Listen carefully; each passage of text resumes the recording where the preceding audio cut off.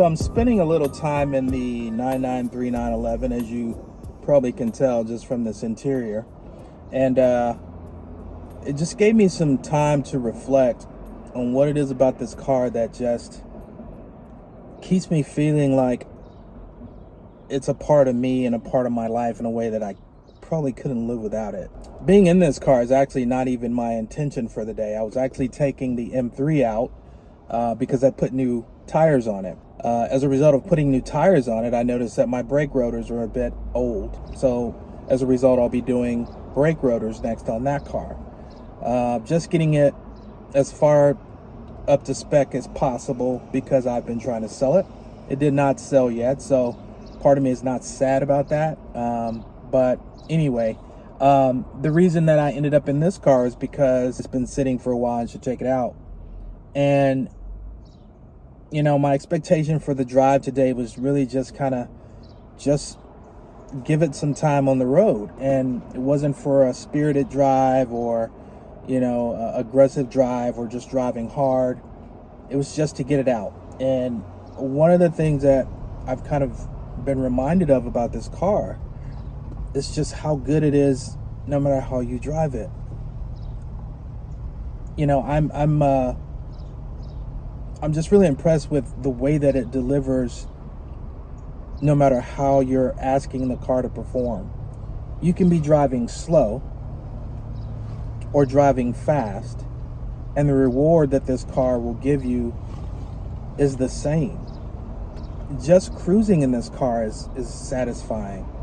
There's something about it. There's a very pureness and rawness about just the way that it does everything. I mean, if you look at this interior, it really only has one purpose: to keep you, you know, in the driver's seat, so to speak, for lack of a better term, and to just enjoy the drive. It's very driver focused.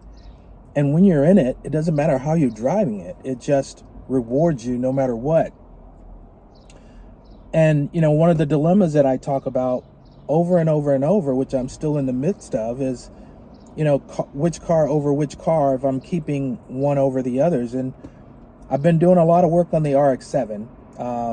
It's been sitting for over a year, and it's been a long road. I've spent months just trying to sort out different things and getting that car back to good. And, you know, once I'm driving it, again, it's one of those cars that is such a purist experience that you find yourself kind of neutralized from whatever you think you should get from it. It looks sporty, but it's not high-end sports.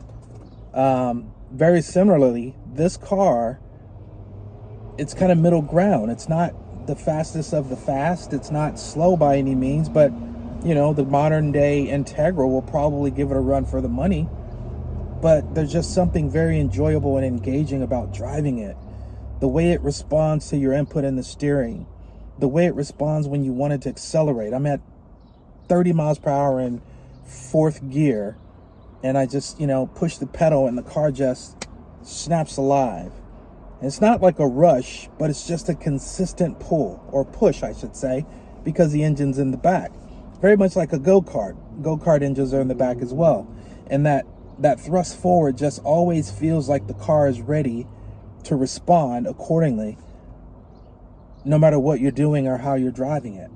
And it's just such a gratifying experience. And I just, you know, I concluded today, I've come to this conclusion just driving these cars back to back.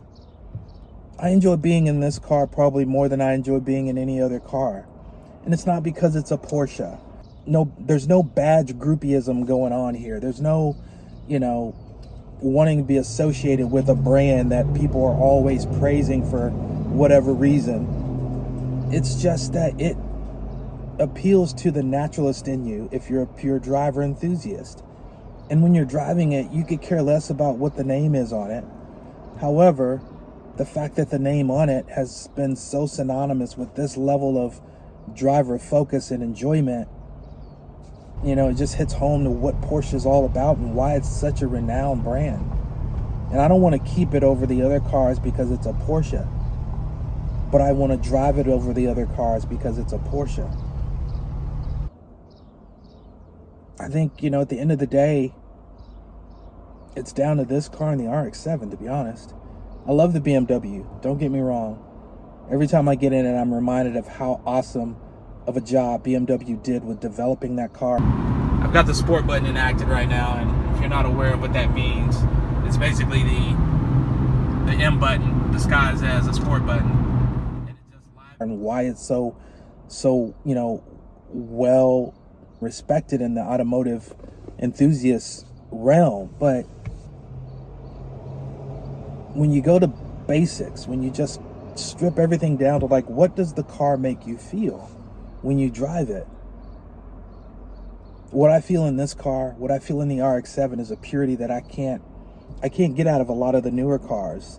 There's such a simulated and almost artificial experience to them because they're so fast and they're so technologically advanced, and the aids and the shifting and everything about it is just synthetic. Whereas this car, the RX-7, you're part of the experience because the car won't do anything extraordinary unless you're the one asking it to be extraordinary. I could drive this car all day at regular speeds and be completely content if I never went over 55 miles per hour. And I find myself not wanting to stop driving. Been in it for a couple of hours now, just driving around. It's really great.